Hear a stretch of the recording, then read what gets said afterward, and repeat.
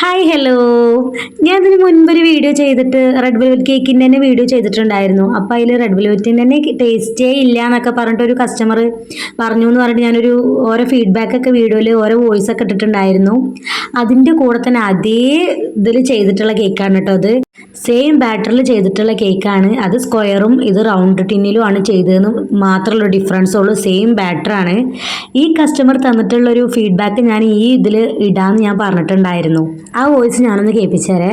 മറ്റേ കേക്കൊക്കെ സൂപ്പറാണ്. എൻ്റെ മോൾക്ക് ഭയങ്കരമായിട്ട് ഇഷ്ടമായി. ഒക്കെ അടുത്ത് ആനിവേഴ്സറി ബർത്ത്ഡേ ഒക്കെ വരുമ്പോഴും എന്നോടന്നെ ഇട്ടെങ്കിൽ പറയുക.